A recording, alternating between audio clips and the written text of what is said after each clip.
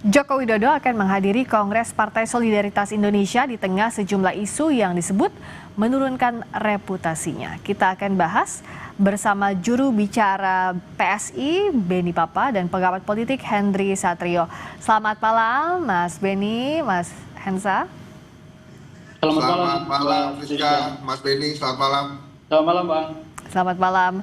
Saya ke Mas Beni. Ini jadi sampai sekarang kemana arahnya Pak Jokowi? Pada saat kader PSI sowan ke rumahnya Pak Jokowi, apa aja arahannya, Mas? Iya, terkait dengan arah politik Pak Jokowi, saya kira yang tahu Pak Jokowi sendiri ya. Tapi saya kira ketika beliau menerima delegasi-delegasi peserta kongres yang hari ini sudah mulai berdatangan di Solo, saya kira ini kan menjadi simbol dukungan Pak Jokowi terhadap kader-kader PSI. Jadi kehadiran teman-teman PSI di sana untuk mendapatkan wejangan, untuk mendapatkan arahan, ya tentu Pak Jokowi sebagai tokoh politik yang kita hormati, dan sejak awal kami menyampaikan bahwa Pak Jokowi dengan PSI saya kira tidak ada hambatan lagi, tidak ada jarak, karena kehadiran Mas Kaisang saya kira simbol Pak Jokowi hadir di PSI. Jadi ketika kader-kader PSI yang akan mengikuti kongres bertamu ke rumah Pak Jokowi, saya kira kader-kader bertandang ke toko yang selama ini diidolakan dan memang menjadi guru politik bagi seluruh kader PSI. Jadi sifatnya silaturahmi, dan sekali lagi bahwa Pak Jokowi sebagai tokoh yang kita idolakan tentu memberikan wejangan-wejangan untuk kader-kader PSI ke depan. Bang Ben, kalau tadi kan dikasih jaket juga Pak Jokowi, itu jaketnya simbol ya selain sowan, apakah juga meminta Pak Jokowi masuk di struktur sebagai Dewan Pembina misalnya? Ada tawaran seperti itu? Iya, saya kira itu adalah simbol keakraban PSI dengan Pak Jokowi. Jadi PLT Ketua Umum tadi memberikan jaket kepada Pak Jokowi itu adalah simbol bahwa PSI dan Pak Jokowi tidak bisa dipisahkan. Bahwa kemudian nanti Pak Jokowi akan bergabung dengan partai PSI baik di Dewan Pembina maupun di posisi yang lain. Ya saya kira kita menunggu waktu, ya kita menunggu. Tentu Pak Jokowi sendiri yang akan menentukan nanti kapan, dan ya kita tunggu. Tapi sekali lagi bahwa kehadiran kader-kader PSI hari ini di rumah Pak Jokowi ini adalah satu kegembiraan bahwa Pak Jokowi bisa menerima kami dengan tangan terbuka. Bang Hensa, saya ke Bang Hensa untuk membaca. Jadi sebelum Kongres PSI pada akhir pekan ini, Pak Jokowi kan sempat curhat soal serangan politik, salah satunya lewat ijazah palsu, tudingan ijazah palsu, lalu juga soal upaya pemakzulannya Mas Gibran. Apakah Mas Hensa lihat bahwa memang Pak Jokowi butuh kendaraan politik, atau sebaliknya butuh dukungan politik dari partai politik yang selama ini kan setelah Pak Jokowi purna tugas tidak ada yang terang-terangan membela Pak Jokowi secara gamblang? Iya nggak sih Bang Hensa? Ya sebetulnya itu tumben-tumbenan tuh kemarin, Rizka. Tumben-tumbenan Pak Jokowi menyampaikan kegundahannya seperti itu. Walaupun di ujungnya dia katakan ya ini saya biasa-biasa saja, tapi terlihat betul kegelisahan yang ada di intonasi dan mimik mukanya. Nah sebetulnya Jokowi adalah Jokowi, jadi artinya dia adalah seorang tokoh yang bisa hidup berpolitik ya, yang diikuti oleh partai politik gitu. Nah ini jarang-jarang terjadi memang. Nah kalau kemudian Pak Jokowi pertanyaannya apakah akan bergabung dengan PSI, ini saya melihatnya di dua hal. Bagaimana? Yang pertama, kalau dia bergabung dengan PSI, maka dia tidak lincah lagi seperti sekarang. Jadi nggak ada tuh ketua-ketua umum partai politik seperti PAN, Golkar, atau bahkan Gerindra itu akan berkunjung ke dirinya gitu. Apa dasarnya ketua umum Golkar harus berkunjung ke misalnya ketua Dewan Pembina PSI gitu.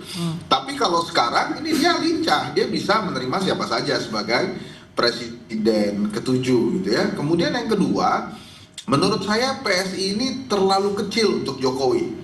Jadi ini ibaratnya kalau ada sepeda roda 3 yang naik saya tuh, Rizka. Jadi kayak beruang madu jadinya, sepedanya kekecilan. Jadi Pak Jokowi itu perlu partai yang lebih besar menurut saya, yang seimbang dengan ketokohan dirinya.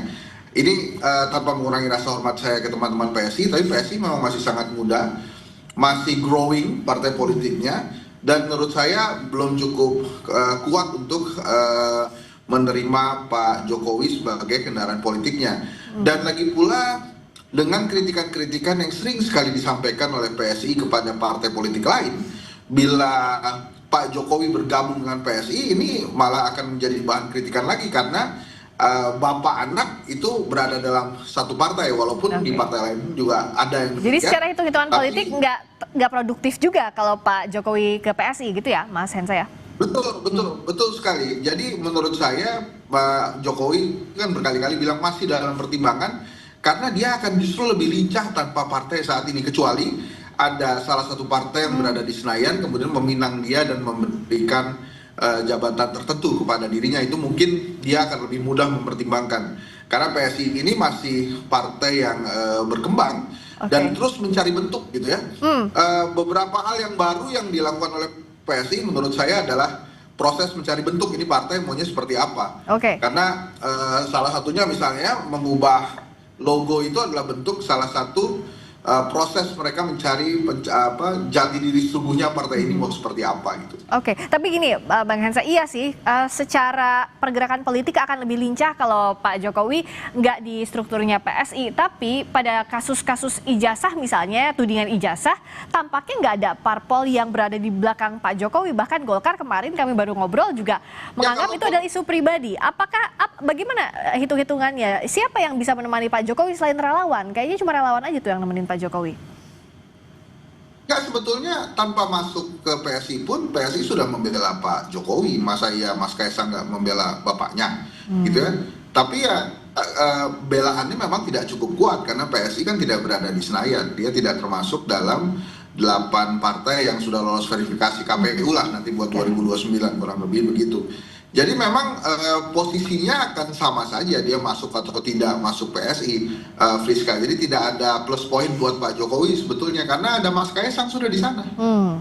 Nah kalau dari Bang Benny artinya ada Mas Kaisang di PSI udah cukup, nggak perlu ada Pak Jokowi di dalam struktur, sudah bisa cukup mewakili putra bungsu ya Pak Jokowi ini. Iya, sebenarnya bukan cukup tidak cukup Mbak ya, tapi saya kira kami melihat bahwa kehadiran Mas Kaisang ini sebagai salah satu tokoh muda yang punya prospek jangka panjang, yang kedua punya popularitas tinggi juga, dan saya kira beliau sudah membuktikan kepemimpinan beliau selama 2 tahun memimpin partai PSI. Saya kira kehadiran Mas Kaisang bagi kami ini adalah salah satu keterwakilan daripada Pak Jokowi yang kemudian memimpin kader-kader PSI di seluruh Indonesia. Bahwa kemudian nanti Pak Jokowi bergabung atau tidak tentu kami tidak bisa menyampaikan itu karena yang bisa menyampaikan itu Pak Jokowi dan yang kita menunggu sikap dari Pak Jokowi. Tapi sekali lagi bahwa kehadiran Mas Kaisang saya kira tidak bisa dipisahkan daripada Pak Jokowi itu sendiri. Jadi Mas Kaisang hadir di PSI saya kira itu adalah bukti bahwa Pak Jokowi hadir di PSI gitu. Ya, apa yang akan dilakukan PSI untuk memperkuat PSI secara kelembagaan? Karena kalau bicara soal ganti logo, secara simbol, ketokohan misalnya ada Mas Kaisang, ada Pak Jokowi, momentum juga saat ini akan bisa bermakna kalau bisa dikonversi ke elektoral, juga penguatan kelembagaan. Nah gimana PSI menerjemahkan ini, Bang Benny? Iya, saya kira setelah kami melewati 2 proses pemilu, pertama pemilu 2024 kemarin, kemudian pilkada, saya kira beberapa catatan juga yang sedang kami perbaiki ya. Pertama tentu saja bahwa struktur partai PSI juga kalau kita melihat hasil dari dua agenda politik kemarin, saya kira ini juga menjadi evaluasi bagi kami. Jadi ke depan penguatan struktur partai ini juga menjadi fokus utama partai PSI ke depan. Yang kedua saya kira memang kaderisasi di internal partai juga akan dijalankan, dan hari ini Mbak lewat sistem pemilu yang kami lakukan, saya kira ini juga menjadi bagian proses kami, langkah kami untuk bagaimana membranding partai ini menjadi satu partai yang memang berbeda dari partai lainnya, yang mengedepankan keterbukaan, bagaimana pelibatan anggota itu betul-betul dirasakan dalam menentukan kebijakan-kebijakan partai. Ya tentu bahwa kemudian kami mengganti logo itu kan salah satu proses rebranding partai. Tapi di luar itu kami juga sudah menyiapkan langkah-langkah strategis yang kami yakini bahwa ini akan mendongkrak elektabilitas partai ke depan, khususnya dalam menghadapi pemilu 2029 yang akan kita lewati 3 tahun yang akan datang. Oke, kalau dari Bang Hensa apa sih yang hal strategis yang harus digenjot oleh PSI? Karena kalau secara momentum sebenarnya kan Jokowi efek, Mas Kaisang efek itu lebih besar pada saat waktu Pak Jokowi menjabat. Nah sekarang apa yang harus bisa dilakukan untuk menerjemahkan ini? Ya memang bukan hal yang mudah ya Friska, karena misalnya kalau kita mengacu kepada pengalaman yang Pak SBY atau Ibu Mega, itu dua-duanya partai politik yang kemudian bisa lolos ke Senayan. Nah PSI belum. Usaha-usaha PSI untuk menembus Senayan tentu saja mesti dihargai. Salah satunya adalah dengan mengajak Pak Jokowi tentunya masuk ke dalam struktur PSI. Karena memang kalau Pak Jokowi masuk itu otomatis akan ada tambahan kekuatan dari relawan-relawan Pak Jokowi secara langsung. Tapi memang perjalanannya tidak mudah. Apakah ini momentum?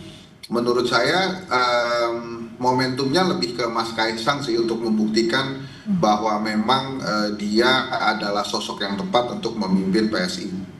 Karena Pak Jokowi nggak di dalam PSI, dengan adanya Kaisang itu sudah cukup sebetulnya untuk menggambarkan bahwa PSI adalah Jokowi, Jokowi adalah PSI. Itu Friska menurut saya. Oke, nanti 19-20 Juli kita lihat apa yang menarik dari Kongres Luar Biasa Partai Solidaritas Indonesia yang bisa produktif juga terhadap elektabilitasnya PSI, apa langkah strategis yang diramu oleh PSI. Terima kasih Mas Beni Papa, juru bicara PSI. Terima kasih juga Bang Henry Satrio, pengamat politik. Selamat malam. Friska. Terima kasih, Mbak.